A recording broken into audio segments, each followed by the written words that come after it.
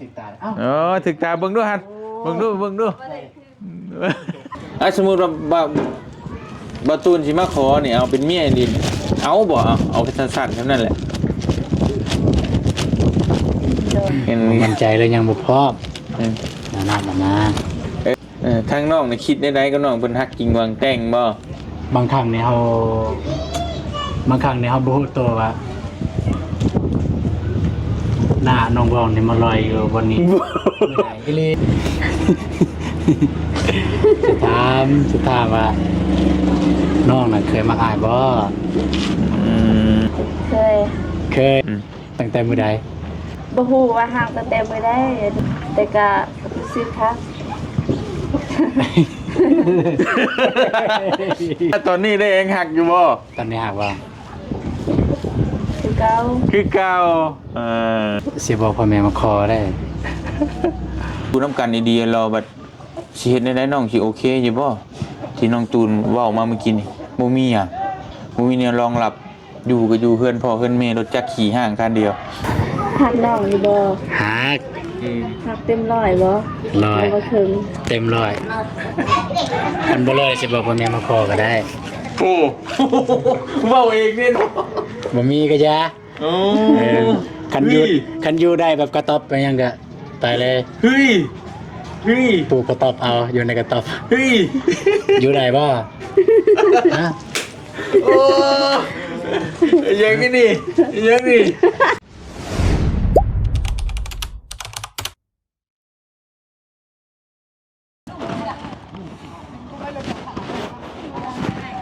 พี่น้องเอ๋ยกราบทักทายสบายดีพ่อแม่พี่น้องเบิดสู่คนนะพี่น้องเนาะบ่ว่าสิอยู่ในและก็ต่างประเทศก็ยินดีต้อนรับเข้าสู่ช่องบ่เตียงทองชาแนลคือเก่าพี่น้องเอ๋ยมื้อนี้บ่เตียงก็มาอยู่บ้านอาหังเนาะเมืองท่าแตงแขวงเสื้อกองคือเก่าพี่น้องเอ๋ยมาพบพ่อกันช่วงบรรยากาศแดงๆนะพี่น้องเนาะบ่เตียงก็สิมาตามติดชีวิตครูไม่เพิ่นพี่น้องเนาะพี่น้องบางคนก็ว่าเป็นซีรีส์ได้ว่าซั่นโอ้ยซีรีส์อะไรอย่างมนต์หักสวนกาแฟก็ว่ากันไปเบาตูนกับน้องบ่องพี่น้องเนาะตอนนี้ก็ความหักกำลังมาแรงพี่น้องเอ้ยตอนแรงๆไปสิกะแน่นอนแหละเพิ่นก็ต้องมาอยู่นี่พี่น้องเบาตูนก็ได้เนาะก็เลยมาเยี่ยมมายามเพิ่นมื้อนี้แต่เพิ่นเฮ็ดหยังอยู่แหละตอนแรงๆสิ1ข้าว1น้ำบ่รู้ว่าจังไดเนาะขาดบ่ได้พี่น้องเนาะคือมันบ่แม่นคอนเทนต์ที่เฮาเฮ็ดเอาแล้วจับใส่กันเฮ็ดหยอกอีหยังซื่อบ่แม่นได้คืออันนี้นี่บ่เตียงสิมาบ่มาก็ย่าคือบ้านเพิ่นใกล้กันนั่นแหละบ่ตูนกับน้องบองนี่มาหาทุกมื้อตอนเช้าตอนแลงแล้วก็เที่ยวมาหากันนะพี่น้องเนาะแต่ว่ามาก็มาเฉพาะแต่ตอนแลงกับตอนเช้าแล้วก็ตอนที่มีคนหลายๆนะคนหลายๆคนอยู่นำหั่นแหละเนาะถ้าตอนดึกๆดื่นๆสิมันบ่มีไผก็น้องเพิ่นก็บ่ได้มาเพราะมันก็บ่ได้ผิดคองหยังนะแต่มาคนหลายๆอยู่แบบนี้เพิ่นก็มาลิ้นมาจีบกันนั่นแหละบ่าวสาวเนาะก็ประมาณนั้นพี่น้องเอ้ยทั้งบ่เตียงก็เลยมาถามข่าวเพิ่นเพิ่นมื้อนี้สิมาถาม FC ก็ของใจหลายว่าน้องตูนนี่ฮักแท้หรือบ่ฮักจริงวางแต่งอีหลีบ่หรือว่าแบบใดนะเพราะว่าพี่น้องเพิ่นก็เบิ่งทรงๆบ่มั่นใจว่าซั่นพี่น้องเนาะก็เลยบ่เตียงสิถามให้แน่ใจได้มื้อนี้ว่าเป็นจังได๋ผู้เพิ่นจะเฮ็ดหยังงมๆดูคือหากสิมาแต่ให้แต่ส่วนและเบิ่งพร้อมค่ำเด้กลางเว้นก็ไปเก็บกาแฟทั้งน้องบองก็ได้ตอนแรงมาก็มากินข้าวนึ่งน้ำเฮ็ดอยู่เฮ็ดกินประมาณนี้แหละพี่น้องเอ้ยไปเดี๋ยวเข้าไปหาน้องเพิ่นน้ำกันไปพี่น้องเอ้ยเนาะ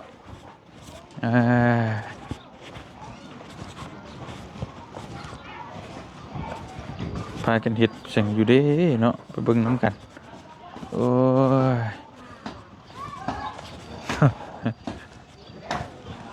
โอ้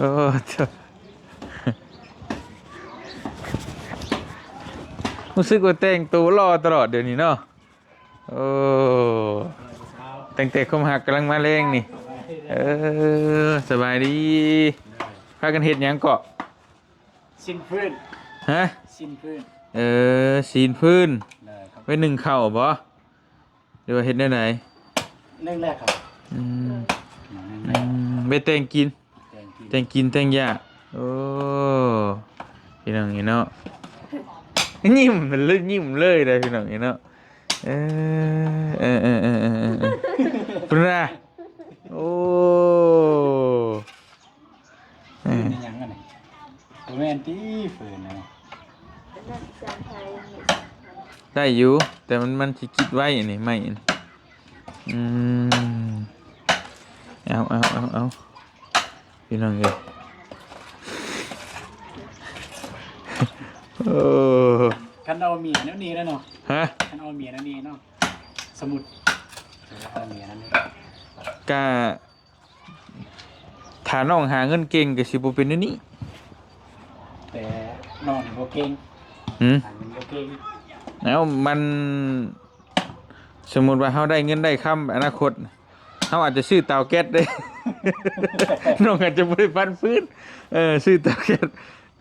ใส่เป็นบ่ต้องเป็นนะครับ หรือว่าไม่ใช่ก็ซื้อทานเป็นชอบล่ะอาจจะน้องอาจจะบ่ได้ฟันนะมันก็มีหลายประเด็นบ่แม่นว่าเอาเมียแล้วสิฟันพื้นเด้อืม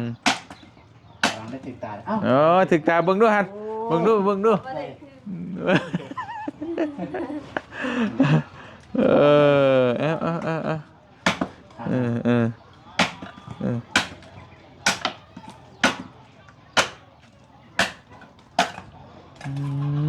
จริงนี่เนาะน้องบองไม่ได้ไปใช้บ่มื้อนี้ บ่ อืม เป็นยังถึงไป บ่ดี หืม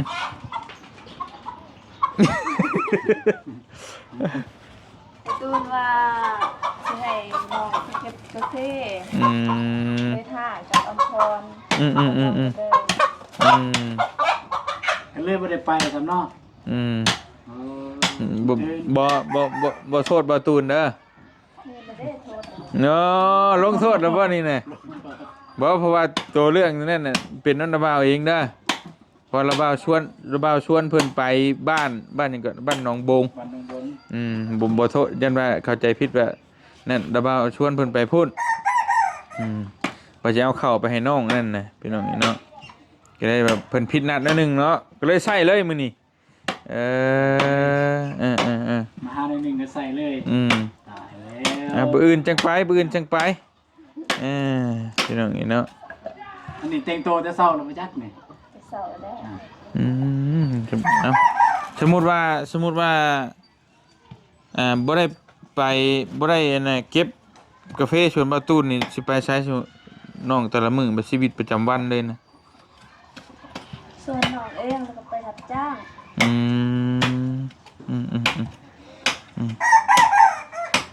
ในระหว่างนี้นี่สิเก็บสวนเจ้าของหรือสิไปรับจ้าง ส่วนในแพง เก็บสวนเจ้าของพี่น้องมีแต่ว่าพังเบิ่งมื้อหน้าก็ถ้าว่าน้องเพิ่นมีแนวไปก็ให้เพิ่นไปก่อนนั่นเทื่อมันสิดึงเวลากันเนาะนั่นเทื่อว่าเห็นแล้วพันแล้วก่อนมองไปนำเลย นั่นเทื่อว่าบ่ตูนสุกหลายก็ไปซอยน้องบองสุกหลายก็บ่ตูนไปซอยน้องบองก่อน ได้บ้านบ้าง อืม อันอายบ่ไปซอยเก็บกาแฟไปบ่ ได้อยู่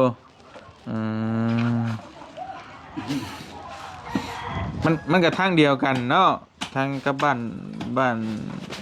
อันสวนน้องอำพรกับน้องกระเดยกันแล้วบ่มีสวนพี่น้องไปทางใดก็ไปน่ะพอจะมีคนจ้างปัญหามันก็คือเฮามาสวยนะประเด็นมันน่ะคือทางระบาวมาสวยบัดแบบว่าคือว่าแต่มื้อหน้าน้องมีสิไปเก็บสวนไผก็แม่นว่าให้ไปแต่เช้าเลยก็ได้อันนี้ผัดยามราถ้าเพิ่นระบาวมาหับปัดมันสิสวยโพดแล้วมันเสียเวลาเด้อมีก็ส่งบอกว่าตูนไว้ก็ได้สิไปใช้อื่นก็ได้แล้วก็ให้ตามไป วัดกันนะถ้าสิตามไปบ่ไปยับไปพุ่นยับไปนั่งพุ่นพอแล้วหนึ่งยังกระโดดกระเดียแท้เอากินอะไรข้าวมื้อนี้เอานี่ลาบไก่ โอ้ลาบไก่ เนมโดยเอาไปปิ้งเด้อกิน2 เท่าเด้อเอาปิ้งกินอยู่อากาศเย็นครับเห็นเนาะ ปิ้งสบอนแหนมเนี่ย จริงปิ้งเคยกินอยู่แต่ว่า บ่ได้บ่เคยกิน เคย หากินข้าวแรงน้ำเพิ่นเลย กินข้าวแรงเลย ได้บ่ ได้ ได้บ่น้องบาง ได้ เอาเอาไว้ก่อนข่าวเรื่องข่าวเล่าวได้เหมือนได น้องบางใส่เสื้อนุ่ม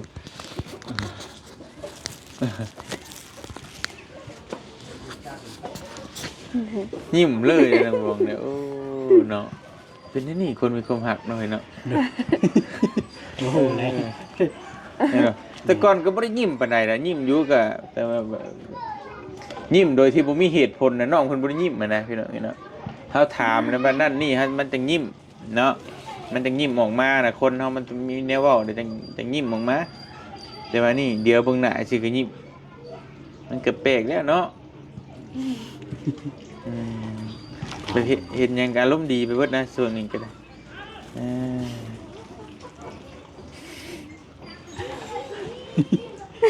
อุ่นน่ะอาชีวะจังได้ซะฮะเฮายังบ่ได้เว้าหยังอยู่เนาะ ได้ พี่น้องเอ้ยคือหลายคู่หลายคนก็ติดตามมาโดนแล้วก็เชียร์มาตลอดนั่นแหละพี่น้องเอ้ยเนาะครูนี่บ่าวสาวนี่กำลังมาเฮงชุดอย่าบิดมาหน้าหลวดเลียดนะเว้ยนี่ เขินเลยพี่น้องอยู่มาเป็นนี่มึงแล้วนี่ได้เขินเลยบ่มีหญ้าได้สิลูกหญ้าแถวนี้ก็ยุดนิ่งๆ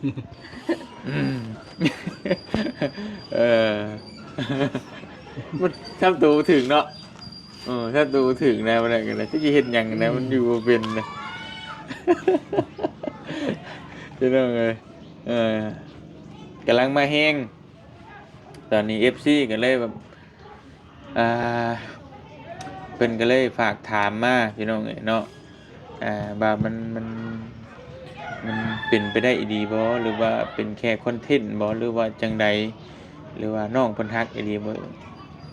คือผู้ใหญ่เพิ่นเชียร์แฮงนะคนที่พร้อมที่จะอยากซอยก็มีเดี๋ยวนี้ถ้าบ่ตูนฮักเอากันอีแต่งงานกันอีสิซอยค่าดองซอยน้ำซอยหยังผู้ละ5ผู้ละ10ว่าซั่นแหละพี่น้องตอนนี้นะดีบ่ดีนี่ตอนนั้นนะตอนนี้นะอย่าคืนไม่อย่าคืนจะไปฮักมันลวดนะ ให้ตาม ว่าไปยังจนแรกจนลืมฮอดอ้ายฮอดยังพุ่นเลยนะลืมเอาตังค์ให้เลยว่าไปยังนั่งรถตามนั้นบัดนี้แหละถามไปก่อนเนาะถามน้องบองก่อนก็ได้ถามน้องบองก่อนก็ได้พี่น้องเอ้ยหรือว่าสำหรับเรื่องนี้แหละเรื่อง2คนน้องบองสมมุติว่าบ่าวตูนสิมาคอยลีสมุดเนาะน้องก็โอเคบ่เต็ม100บ่รู้ว่าจังได๋ดูว่าแค่เว้าหยอกซื่อๆนะ FC เพิ่นฝากถามมาหรือว่าบ่ได้มักปานใดแต่ว่าน้องเว้าหยอกซื่อบ่รู้ว่าฮักแท้บ่รู้ว่าจากใจสินะลองเว้าลองเบิ่งดู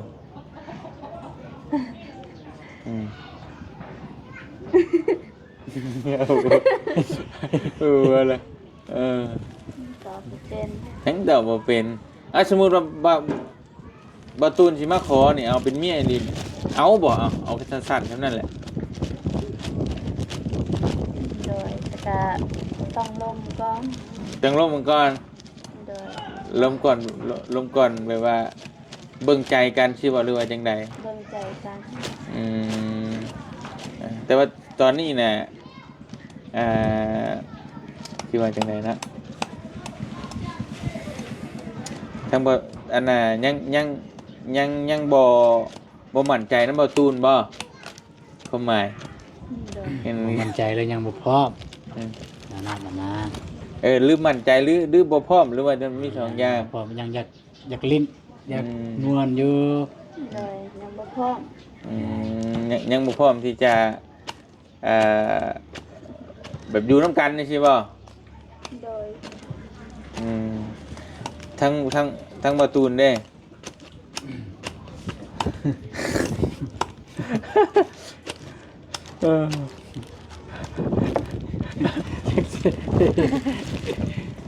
อะไรคำถามตามไปไว้ ทั้งน้องนี่คิดได้ไรก็น้องเป็นฮักจริงวางแต่งบ่นี่ว่าได้ไร ทางน้องบ่ จากใจได้แล้วหอยตัวได้นี่ FC เบิ่งทั่วโลก ตัดใจเรื่อยก็รู้สึกแบบรู้สึกดี รู้สึก อืม ดีแล้วก็บางครั้งเนี่ยเขา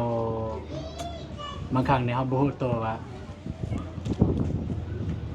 หน้าน้องบองนี่มาลอยอยู่บนนี้ไม่ได้อีหลี ขนาดนั้นเลยเหรอ นี่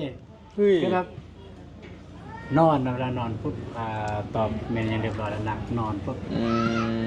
ม โอ้โหจะเซตหาผู้ใดหน้าน้องบองลอยมาปุ๊บ โอ้ จะเซตหาน้องบองประมาณนั้น อ๋อ โอ้โหว่าจริงจังจะบอกประมาณ ก่อนนอนบ่ คือว่าบ่เห็นเคยสถาน ก็นั่นแหละก็บางครั้งจะได้เซตหาแน่บางครั้งบ่ได้เซต นอนปุ๊บก็บ่ได้ทุกมื้อบ่ได้เซตหาทุกมื้อ โดยเรื่อง เสร็จ แบบ เวียก เรื่องเซตการดังเซตในกลางคืนเนี่ยก็บ่ได้เซตหา แน่ เคยเซตหา ก็มีแน่มีเมื่อคืนบ่มีบ่ เมื่อคืน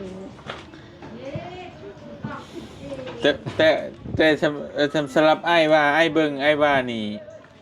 น้องนี่ยังบ่มั่นใจว่าตูนนี่แม่นบ่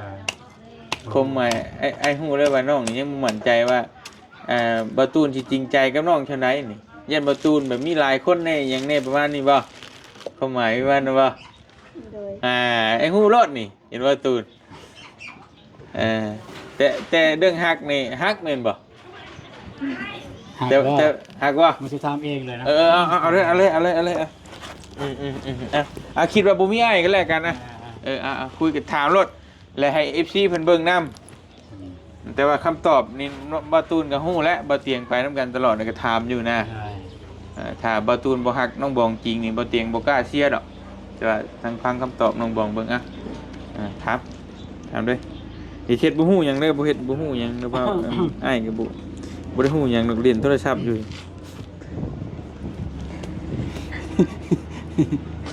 สิถามว่าน้องน่ะเคยมักอายบ่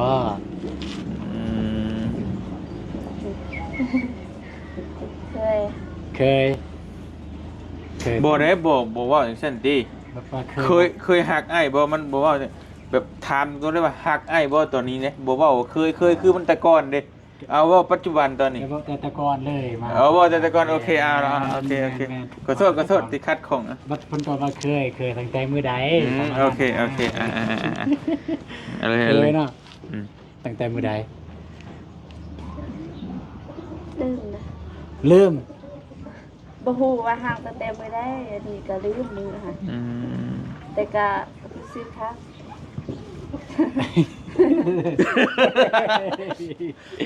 แล้วตอนนี้ได้เองหักอยู่บ่ ตอนนี้หากว่า คือเก่า คือเก่า สิบอกพ่อแม่มาขอได้ เป็นได้บัดนี้ ไว้โพด ไปเมื่อ เนาะเอาไปเอามานี่เบิ่งคือได้พี่น้องเอ้ยคือพ่อแม่พี่น้องเบิ่งอาจจะว่าพี่น้อง FC เพิ่นว่าอาจจะว่าตำหนิบ่ตูนก็หลายว่าบ่ตูนจริงจังกับน้องเขาหน่อยจริงจังหรือเปล่าพี่น้องฟังไทยก็หลายเบิ่งน้องเพิ่นบ่ช่วงจริงใจกับน้องบองนั่นนะแต่ว่าน้องบองนี่จริงใจกับบ่ตูนเฮงพี่น้องเพิ่นเบิ่งนั่นน่ะประมาณนั้นแต่พอวันนี้ถามแล้วสิมาขอบัดนี้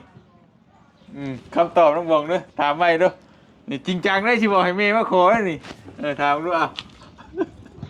สิบอกแม่มาขอน้องจะว่าจังได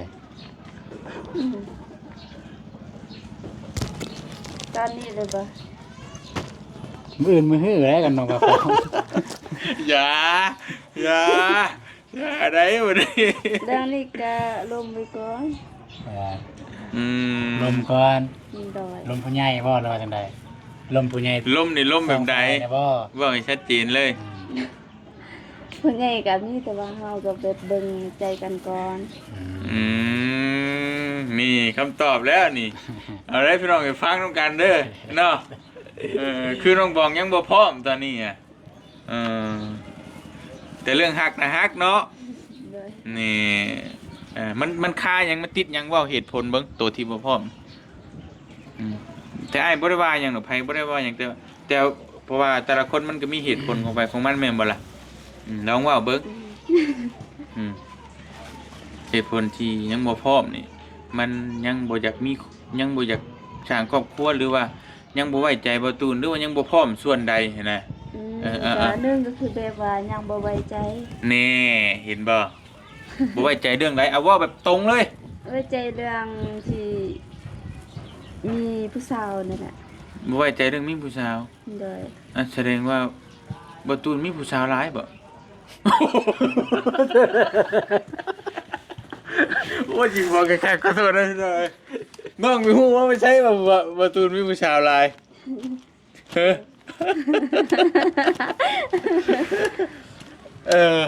พี่น้องเอ้ย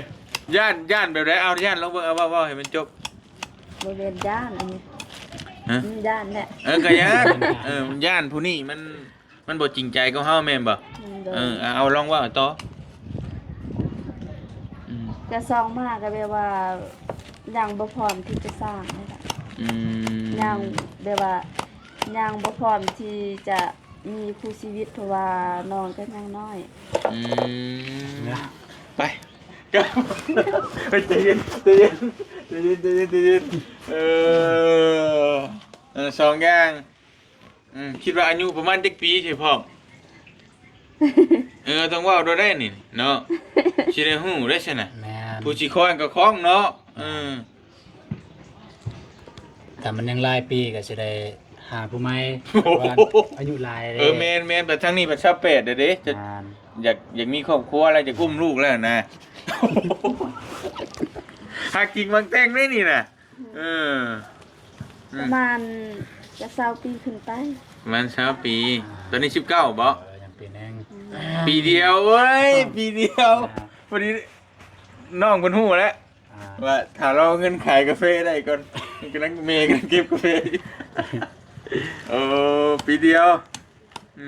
โมเมนต์ดอกเชื่อรถไอ้เบิ่งหู้ไอ้เบิ่งหู้น้องบองเชื่อรถแบบตัวถ้าน้องว่าวซ้ำนี่นะถ้าน้องว่าวแค่ว่าตอนนี้19อายุ20 ปีแต่พ่อแค่ปีเดียวนี่มันห่างบ่ได้เกินกันปานใดแต่ว่าน้องบองนี่ยังติดน้องบ่ตูนนี่น่ะตอนนั้นสิลายกว่าเห็นบ่ไอ้หู้รถนี่น่ะ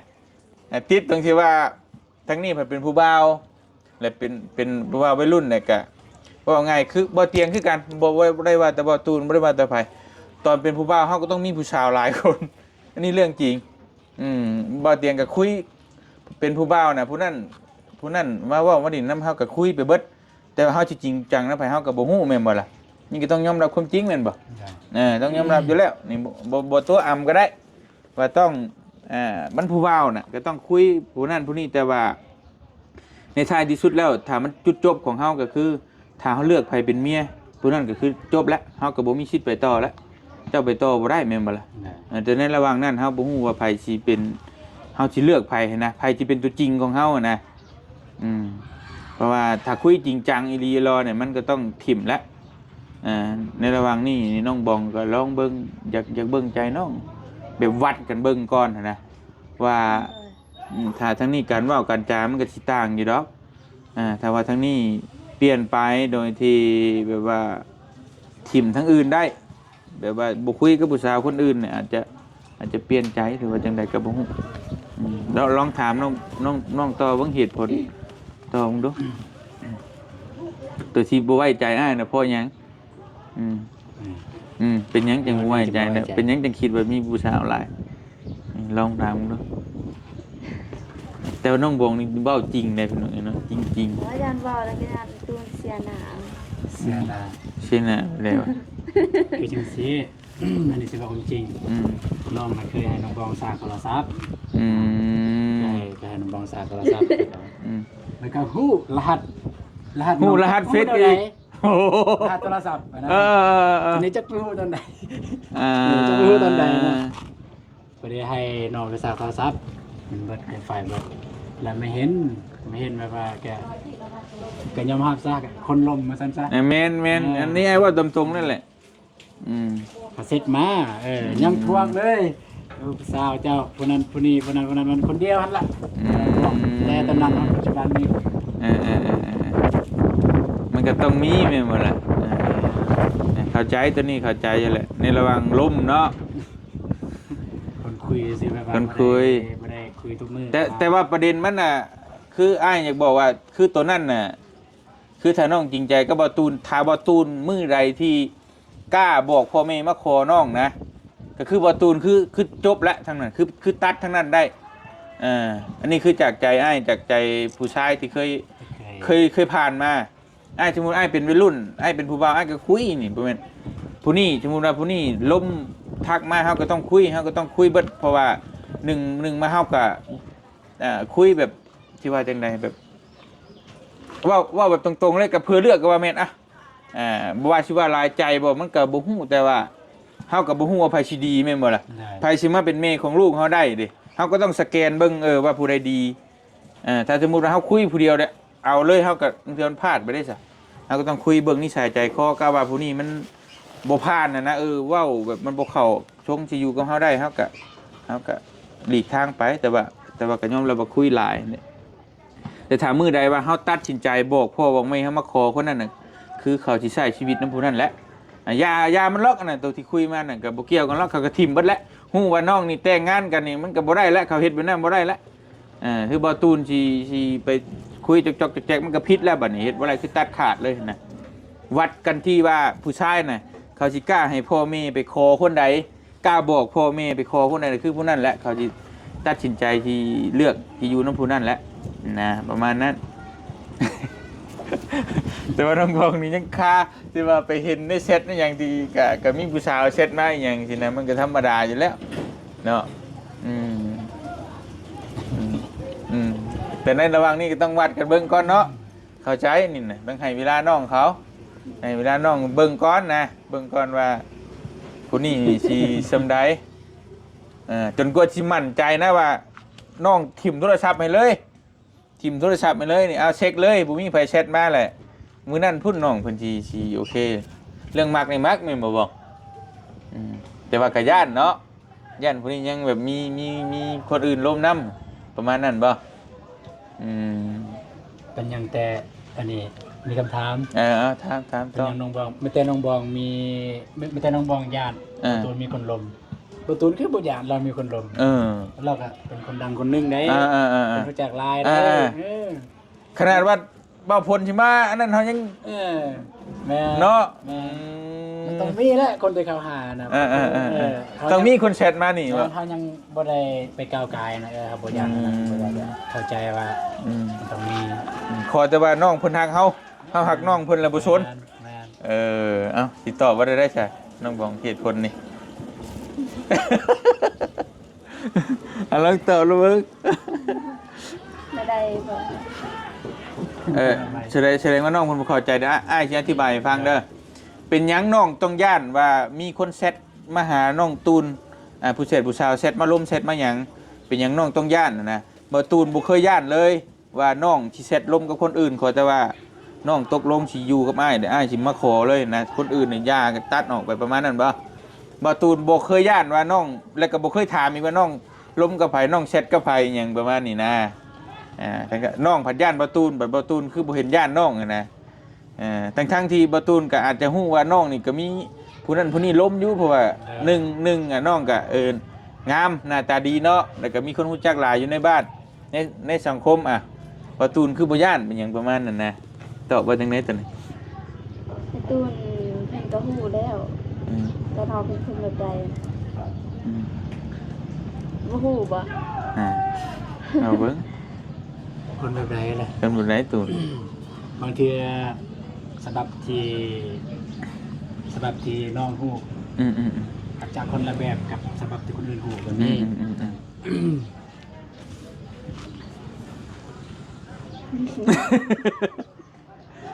ลงมาลงมือ กับอ้ายนี่ที่แบบที่น้องบ่ไว้ใจก็เพราะว่าเฮ็ดในเซตนั่นแหละน้อง เอ เลยบ่ อ ไว้ใจ คือแค่ตัวเดียวนั่นนะติดตัวนั้น ติดตัวนั้นเอออืก็ยังวันมันเห็นให้วันไว้บัดนี้บ่เออพี่น้องเอ้ยเออแล้ววันนี้เป็นหยังคือแบบน้องตูนเพิ่นสงสัยนะขนาดที่น้องน่ะเบ้าฝนเอาขึ้นรถไปเลยเฮายังสู่เฮายังไปสินะอันนี้แค่เซ็ตไว้ชื่อนะแบบคือต้องญาตินี่หยังประมาณนี้นะเห็นบ่อืม เพราะคนบ่เคยได้เซตหากัน แต่ว่ามื้อนั้นเนี่ยมื้อนั้นก็บ่ได้เซตหากัน แต่มันบังเอิญนี่ซื่อ โดย นี่แม่นแต่ว่าก็เสียใจดีเด้ซะ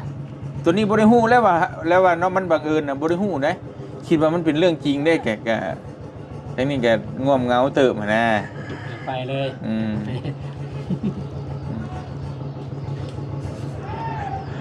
แต่ว่าทั้งน้องตูนคือตอนนี้ร้อยบ่ตอบ14เลย หน่อยไปสิเอาเลย แม่นสมมุติมักถ้าวันน้องบ่ได้ว่าสิว่าให้เอามื้อนี้มื้ออื่นนะแต่ว่าพร้อมสิเอาเป็นเมียอีหลีฮักจริงวางแต่งบ่กับน้องบอง หรือว่าแนวใดหรือว่า คันทาบอันนี้ก็เรื่องความหักมันละเอียดอ่อนเนาะ แม่น สิเอาละเอียดลายมันก็ อืม บ่บัดแต่นะ แม่ เอาส่วนย่อๆเลย อ่า ก็รู้สึกดีแรกๆก็รู้สึกดีก็บ่ฮู้ว่าไปหักตอนใด โอ้ ด้วยความว่ามาเรื่อยๆแล้วก็เห็นกิริยาท่าทางการปาการเว้าอะนะมันนี่ได้เฮาสั่งรวมความคิดได้ว่าผู้หญิงที่เฮาเคยเจอผ่านมามันได้เป็นแบบนี้และผู้นี้มันเป็นแบบนี้คือแบบที่เฮาตามหานั่นแหละประมาณนั้น แน่ สไตล์นะ โอ้ หน้าตาอาจจะกับบ่ได้สู้คนอื่นดอกอันนะแต่ว่าคือการปากเว้าอีหยังมันก็โอเคซึ่งนั้นนะ เว้าแบบให้เข้าใจง่ายๆก็ถามว่าน้องบองงามเลิศบ่ก็บ่ได้เลิศ แม่น แต่ว่าก็งามชำบ้านชำเมือง แต่ว่านิสัยนั้นดีกว่าคนอื่นที่เคยผ่านมา โดย แบบว่าเป็นแม่บ้านแม่เรือนคือว่าเป็นแม่ของลูกเฮาได้นะว่าประมาณนั้น โดย ก็เลย ตามแบบตอนนี้เนี่ยมากกับมากแต่ว่าอนาคตเนี่ยบ่ฮู้ว่าสิเกิดหยังขึ้นสิเป็นแนวใดบ่กล้าเว้าอนาคตกันถามว่าตอนนี้อยากเอาบ่อยากเอาอีหลี มันก็ฮักจริงวางเต้งเลยคือว่าซั่นน่ะแต่ว่า อันนี้มันบ่ลืมความพร้อมใจพร้อม แต่ว่าเงื่อนไขบ่พร้อม อ๋อโอเคบาตูนนี่เดี๋ยวบ่เตียงสิอธิบายให้ฟังคือพร้อมเลยเนาะถ้าว่าวันนี้เนี่ยว่าแรกอาจจะฮักแน่บ่ฮักแน่แล้วก็เบิ่งนิสัยใจคอกันมาดนจนฮอดมื้อนี้แต่คือตัดสรุปได้ว่าคนอื่นที่เคยจีบเคยคุยมาน่ะ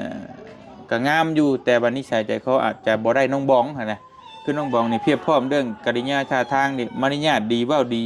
วาจาดีแล้วก็เป็นคนดีแล้วง่ายๆคือคนดีน้องบองทั้งนี้ก็เลยแพ้ความดีแล้วก็ถ้าว่าตกลงปลงใจที่อยู่น้ำกันนี่ก็ทั้งนี้พร้อมนะสิเอาเป็นเมียอีหลีหั่นแหละแต่ว่าทางครอบครัวผัดยังเรื่องทรัพย์สินสิมาขอมาหยังมันยังบ่พร้อมตอนนั้นแม่นบ่ แม่นทรัพย์สินบ่แล้วก็เกินว่าที่ห้องฮับว่าซั่นบ่ที่ห้องฮับให้น้องไปอยู่ไปสร้างไปเฮ็ดนำเฮาบ่มี คิดนักตัวนั้นตัวนี้ โดย โอ้ อย่างน้อยๆถ้าสมมุติว่าเอาเมียเนี่ยอันนี้เคยคิดกับตัวเองว่าอย่างน้อยๆตัวเองต้องมีเกินว่าหารน้อยๆก็ได้เอาเมียแล้วเมียมาอยู่มาหาบ่นั้นอย่างน้อยๆนะเคยคิดแบบนั้น ความคิดดีเนาะพี่น้องอ๋อแบบว่าอยากสร้างห้านค้าขายไว้ถ้ารองรับถ้าเอาเมียมานี่คือให้เมียมาอยู่มาขายแบบบ่ต้องให้ไปลำบากอย่างเฮาอยากให้เพียบพร้อมก่อนสิบ่ประมาณนั้นแหละแต่บ่ต้องถึงว่ามีทุกอย่างโอเคมีบอลทีเมียมาปุ๊บแล้วเมียได้มา บ่ให้ลำบากตัวนี้คิดนักตอนนั้นตอนนี้น่ะเฮ็ดได้สบายนี่พี่น้องเอ้ยกาแฟเฮาปีนี้สิได้เท่าไหร่ได้บ่ปลุกหาดน้อยขายเครื่องเอาพี่น้องเอ้ยเปิดใจเลยได้มื้อนี้เนาะก็สิได้ฮู้แล้ว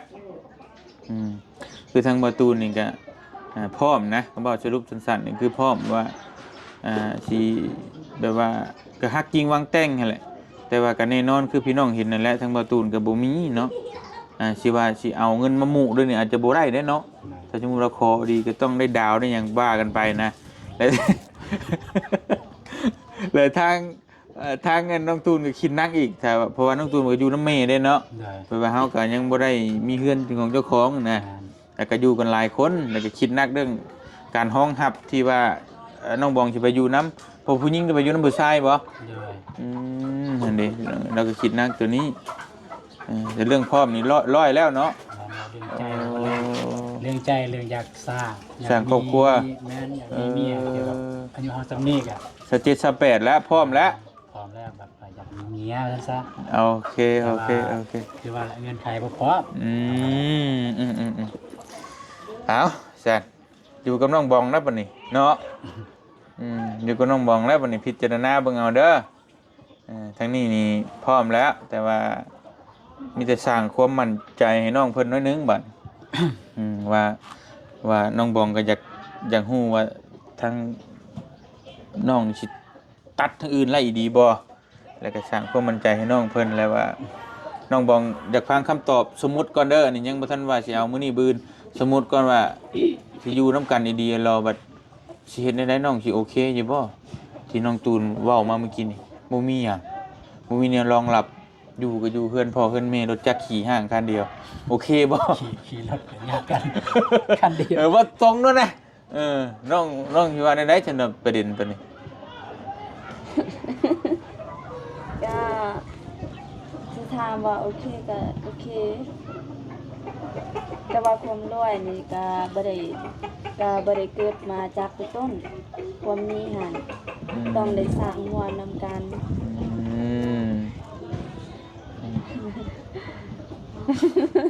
มันยังบ่สรุปเนาะสรุปบ่ได้เนาะสรุปเบิ่งเหมือนหับได้หรือหับบ่ได้สินะสำหรับบ่ตูนเล่ามาเดี๋ยวสิถามไอ้ตูนก่อนไอ้ตูนนี่หับแบบในสิ่งที่น้องเป็นได้บ่ฐานะ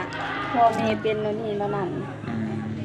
สภาพการเป็นอยู่ของน้องนี่หับต้องหับอีกไล่ดีเนาะที่อายมา 3-4 เดือนทุกมื้อนี่โดยนี่แหละคำตอบบ่อันนั้นก็แค่แปลว่าอันนั้นแบบจำเป็นที่เป็นสายบุญมันซ่อนอยู่ในหั่นแหละมันบ่เกี่ยวอันนี้ต้องตอบต่อหน้าตอบรถนะได้หรือบ่ได้ครับได้หรือบ่ได้ได้เพราะว่าหยังบางเทื่อข้อยก็บ่ได้อยู่นำพ่อแม่เจ้าตลอดชีวิตจุดประสงค์ข้อยบางเทื่อข้อยอยากอยู่นำเจ้าเด้และข้อยก็บ่ได้นักใจว่าเจ้าสิมีพ่อแม่เจ้าเป็นแบบนั้นแบบนี้ก็คือบ่ได้รังเกียจแต่ก็บ่ได้หยังนะเนาะเพิ่นสิเป็นจังไดก็จะคือว่าง่ายกับพ่อแม่ก็แม่นอยู่พ่อแม่ก็อยู่เฮือนซ่านอาจจะอยู่นำกันนั่นคือเฮาก็บ่ได้นอนนำเพิ่นว่าซั่นซะเฮานอนนำเมียแต่ว่านั่นก็เพิ่นก็อยู่ไปสิได้เนาะก็บ่มีปัญหาหยังสิบ่แม่บ่มีปัญหายิ้มตายแล้วโอ้ยแล้วก็สิถามถามเลยตามต่อเลยเว้าแบบเว้าดังเด้อแล้วก็มีแบบ FC แล้วมันใหญ่ก็ได้เฮ็ดหาน้องอยู่ว่าไอ้ตู้นั้นแบบการเว้าการจ่ายแบบคือบ่จริงใจจริงจังตอนนี้แท้เป็นคนขี้เล่นเด้คนขี้เล่นนะเฮาก็สิว่าจังได๋สมมุติเขาสิเขาแห้งเกินไปปุ๊บจริงจังเลยแล้วถ้าบ่ได้สมหวังเด้มันก็อยู่ในหันนะมันเป็นจังซั่นผู้สิเว้าจังได๋แต่ว่ามันแบบว่าคือ FC เพิ่นอาจจะมองภายนอกแล้วก็เรื่องเชื่ออาจจะบ่ได้เข้าถึงบ่ได้ใกล้ชิดนำกันเนาะแต่ว่าเบิ่งอาจจะน้องตูนอาจจะเว้าลกๆเล็กๆเว้าดึกกลับไปก็มาอาจจะบ่แน่บ่นอนแต่ว่าด้วยความที่ว่าน้องบ่ตูนนี่เป็นคนขี้อายแล้วก็อยาก เกี่ยวคำเว้าคำจาแบบอยากอันนี้น้อยนึงหั่นนะมันแบบคล้ายๆว่าเขินแล้วก็มันอยากเว้าแบบคือออกลิ้นๆน้อยนึงเนาะแต่ว่าก็แอบแฝงด้วยความจริงใจอยู่ในนั้นได้แต่บ่เตียงในเบื้องการกระทำพี่น้องในเบื้องการกระทำคือแบบว่าเบานุ่งก็สังเกตเห็นนะบ่เตียงก็เบานุ่งเราไว้เบาเตียงฟังก่อนมันน่ะคือว่าเฮ็ดเฮือนเฮ็ดชาตินี่ก็แม่นคือระเบานี่เฮ็ดเฮือนเฮ็ดชาติให้คนน่ะบางหลังน่ะเฮ็ดตั้งแต่เริ่มเฮ็ดจนแล้วน่ะไปประมาณ3เทื่อหรือ4เทื่อเพราะว่ามันบ่ได้เกี่ยวกันได้ซะเฮาซื้อเครื่องไปให้สร้างแล้วก็สร้างเป็นคนเฮ็ดแล้วก็แล้วนี่ก็จบนะก็บ่ได้สิเที่ยวไปดูแต่ว่าเบานุ่งเล่าให้ฟังว่าเบาตูนนี่มาทุกมื้อแม่นบ่แล้วก่อนสิไปหันไปนี่แล้วก็ต้องได้มานะพี่น้องนี่เนาะก็เอาตัวว่าอัปเดตเพื่อนน้องบองมากแต่ว่าน้องฮู้ว่ามันมีหยังที่ลึกกว่าหันเพราะว่าที่จริงมันมาก็ได้บ่มาก็ได้แม่นบ่แต่ว่าก็มา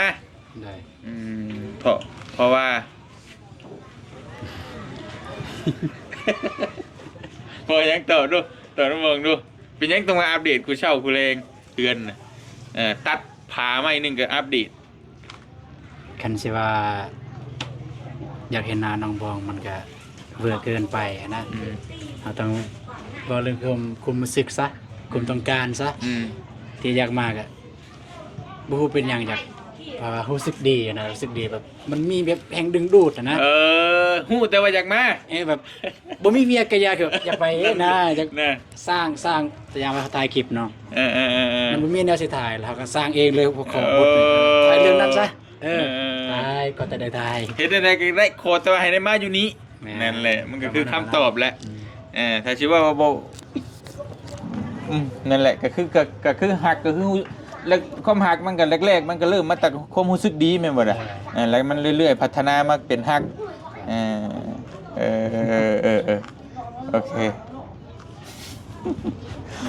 โอเคเดี๋ยวน้องมีหยังถามต่ออีกครับก็สิพาบ่ได้เวลาฮักน้องอยู่บ่เว้าแฮงเว้าดวงแฮงถามใหม่ไว้ฮักน้องอยู่บ่ฮักมันบ่แฮงว้าวฮักเต็มร้อยบ่ฮู้ว่าสิว่าเต็มร้อยบ่เคยรู้สึกแบบว่าฮักไปเกินแบบคันเต็มร้อยเนี่ยมันเป็นอะไรเตียงคันเต็มร้อยเนี่ยเป็นอะไรถ้าเต็มร้อยก็คือเฮาบ่คิดสิมีคนอื่นแหละก็คือผู้เดียวนี่เลยถ้าเต็มร้อยก็คือใจนี่ก็บ่แบ่งให้ใครได้แล้วก็คือโฮมน้องบองผู้เดียวคือเห็นไผก็สิบ่มักกันน่ะคือมักก็น้องบองน่ะนั่นคือเต็มร้อยนี่ก็คือสิบ่ได้ละโอ้ถามใหม่ไว้ฮักน้องอยู่บ่ฮักเต็มร้อยบ่บ่ถึงเต็มร้อย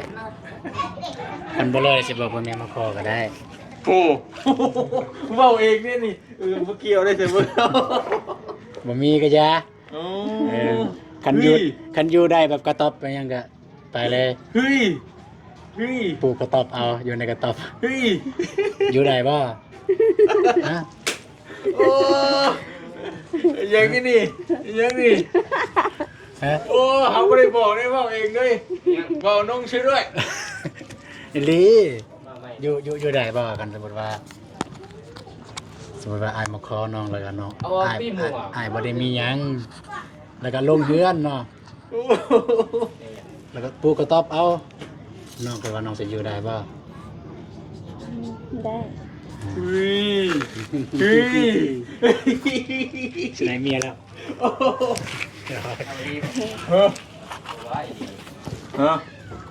เอาเจ้าไปเบิ่งก็ในคลิปข่อยเด้อเรานุ่งหากะมาพี่น้องประมาณนั้นแหละของแท้ไอ้บ่ได้บอกให้น้องว่าไหนเฮ้ยเว้าจากความรู้สึกเฮาบ่ได้เว้าแบบมันบ่ได้เป็นคอนเทนต์เลยนะพี่น้องเอ้ยกระเทอนะสิเว้าความในใจย้อนหลังเลยซะย้อนหลังเลยเพื่อให้น้องเพิ่นเชื่อใจนะโอเคเว้าลูกมีหยังก็เว้าจริงๆเนี่ยเพราะว่าเฮาบ้านใกล้กันเนาะ บ่ตุนก็เห็นน้องเพิ่นตั้งแต่ดนแล้ว อืม แต่บ่ได้ฮู้จักก็เห็นผ่านๆปุ๊บ อืม เตะบ้านนั่นน่ะก็เห็นผู้ใดหั่น อืม นะก็เลยถามหมู่อยู่ในบ้านนี่ผู้ใดเมื่อกี้นี่ก็ว่าซื้อบ้อง อืม ซื้อบ้อง นี่ ซื้อบ้องบ่ได้เฮาก็ ช่วงปีใด บ่จื้อแล้วปีอายุประมาณช่วง16 17 ตั้งแต่16 17 บ่ อุ้ย นั่นน้องยังน้อยเด้ ก็น้อยแล้ว16 17 น้อยก็ได้หมู่หมักอยู่เด้ อืม คือได้อายุ16 17น้องบ่ได้ว่าอ้าย น้องนั่นแหละอ๋อก็แค่ว่า2-3 ปีก่อน แม่น เออ บ่ได้เตะบ้านบ่ได้เห็นหมู่หยังบ่ได้กระถามผู้ใดหั่น ที่จริงเนี่ย บ่ฮู้ว่ากับบ่ฝนเนี่ยบ่ได้เซตหาก่อนแต่ว่าเนี่ยบ่ได้เซตนะเห็นก่อนใช่แม่นบางคนเป็นคนเซตแล้วเฮาเป็นคนเห็นก่อนแต่บ่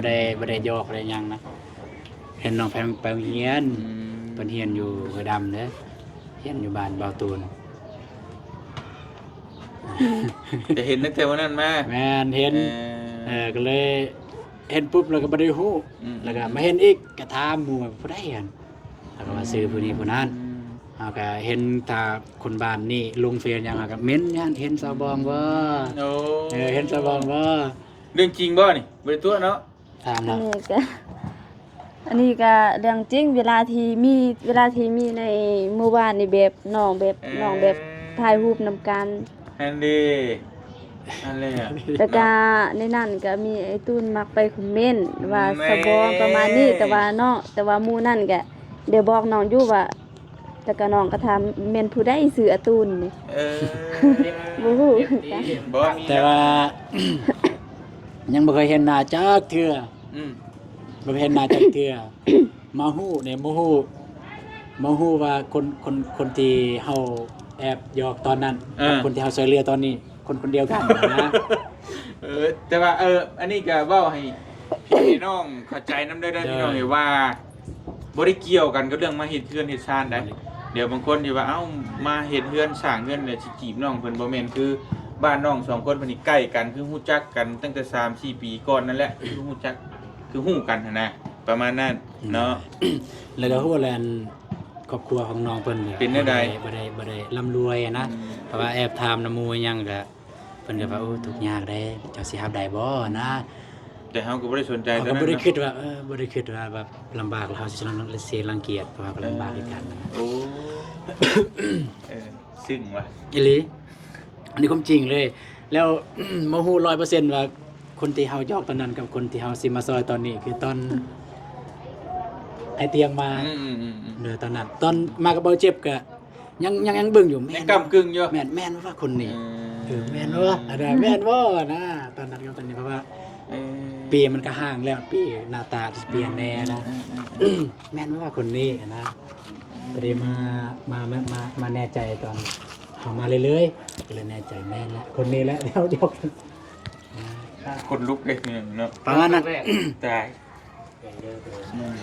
คนลุกเลยคือครั้งแรกว่าเฮาหยอกใช้กันเนาะบ่นุ่งเนาะหยอกใช้กันเลยคือน้องเดิมก็บ่เจ็บนะแต่ในที่สุดแล้วบ่แม่นบ่แม่นเลยเนาะบ่แม่นเลยอยู่หน่อยคือของแท้อันนี้เพราะว่าเว้าเองใครเองแต่เฮาสัมผัสได้ว่ามันสิ่งที่มาจากใจน้องเพิ่นนะเฮาบ่ได้บังคับให้ว่าว่านั่นนี่เฮาบ่เคยว่านี่แต่ว่าเองนะอยากว่าเองแล้วก็ถามเองเลยนะแบบ บ่เนิดดอกสิเปิดไฟ เปิดไฟวะ เอาได้แล้วฉันมีแต่ได้คำตอบแล้ว เด้อ เนาะเดี๋ยวว่าตอนนี้ก็ฮักจริงฟังแต่งเลยนะบ่มีก็ใช้มีมาโคน่ะแต่ว่าทางนั้นยังติดอย่างอีกบ่บัดนี้เอาสรุปท้ายเลยได้ฮู้คำตอบแล้ว คือว่าอันนั้นแบบน้อยกันยังบ่ทันได้พร้อม อันนี้มาบอกไปเมื่อสิเมื่อยลีเลยบ่พร้อมบ่ สิเมื่อยดีบ่ อีหลี เมื่อได้มาทาหน้าบ่เว้านำนะ น่า บ่นะ เอ้าทางนี้ผัดติดว่าทางนั้นบ่พร้อมเนาะบัดนี้ทางนี้อยากได้ดีได้บ่ไงบัดนี้เฮ็ดได้บัดเนี่ยมันชุดได้บัดนี้อยู่น้ำนองแล้วบัดนี้อ้าวพี่น้องFC แม่ สิเอาดีเด้อตัวนี้สิเอาดีเด้อบัดนี้ให้แม่มาขอมีบ่มีก็ยาวอ่ะบ่มีก็ยานะจ้ะนี่บัดทั้งติดทั้งน้องบองแล้วบัดนี้เสร็จเอาได้บัดนี้ หมักเบาคนบ่ โอ้โหเนาะ ยังซื้อคอมเมนต์มาหลาย ทาคอมเมนต์มาหลายเลย มีส่วนเยอะคิด ตึงๆ ว่า อาการว่าน้องบ้องนี่ตอบสายใส่หมักเบาคนบ่จักต่อ บ่คือว่ากับไอ้ไซฟวนนี่ก็บ่ได้รู้สึกหยังแม้แต่นิดเดียวนะ ก็ตัดไปเลยเนาะก็รู้สึกแต่ว่า รู้สึกแต่ว่าอ้าย เป็นนายเป็นน้องคือกันกับนาเบานุ่งนี่เนาะ โดย ประมาณนี้แต่ว่ามองที่ในแรกเบาตูนผัดเฮ็ดได้นะฉบับนี้ผัดทั้งนี้เพิ่นมักอีหลีเด้อผัดสิเอาอีหลีเด้อบัดนี้ เดี๋ยวเคลียร์กันเอง เฮ็ดได้ไรกันบัดนี้เคลียร์กันเองเด้อบัดนี้เด้อตะกี้ FC ว่าโยนมาทางเบาตูนบ่จริงใจเด้อบัดว่าชงสิกลอกๆแรกๆคำเว้าน่ะสิเชื่อถือได้อยู่บ่เดี๋ยวมันหยอกน้องเพิ่นให้น้องเพิ่นเสียใจซื่อๆนะ นิ่งเนาะสิเป็นภายเสีย แม่นผู้หญิงนี่สิว่าน้องเพิ่นนี่ฮักแท้แต่ย่านทั้งนี้เสียใจนะบ่ตูนบ่จริงใจ แต่ว่าบัดนี้ของแท้ บัดนี้ สิมาคอยนี่บัดนี้นั่นค่าทั้งนั้นบัดนี้ค่าผู้หญิงบัดนี้เช็ดเอาอย่าอย่า อย่า เบิ่มเบียงกลักนะ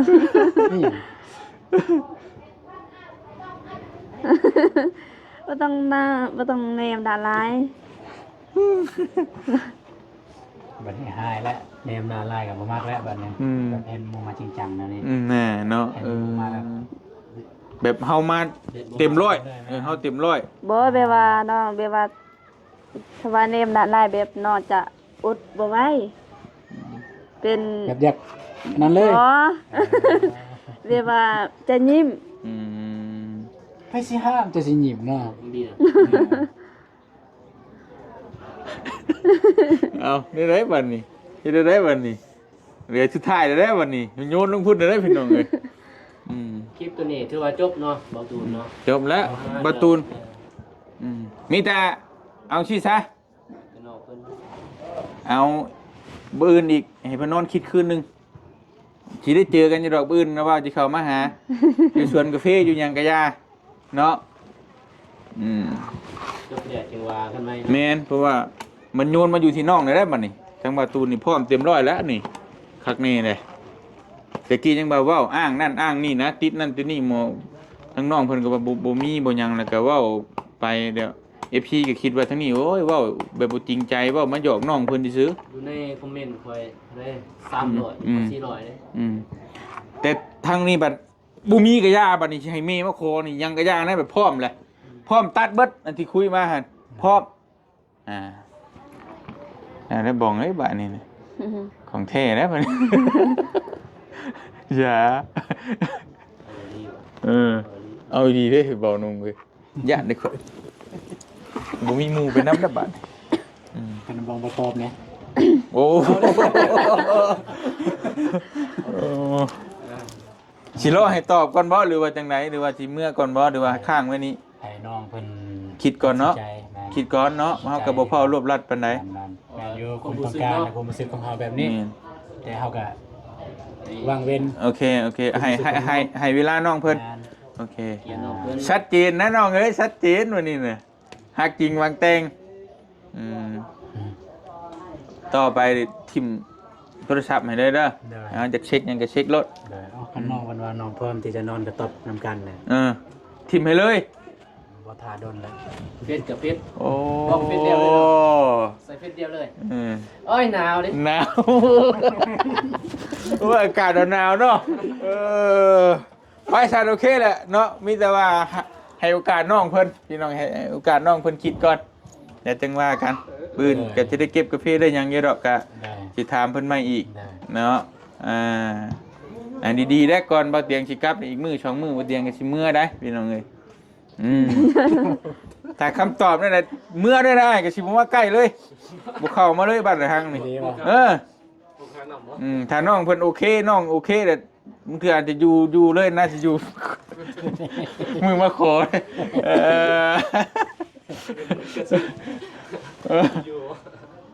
เอาไปกินข้าวแซ่บๆนอนพักคิดเบิ่งกันเด้อ อืมแล้วน้องก็ไปคุยกันตื้มอีกหลังไม่เด้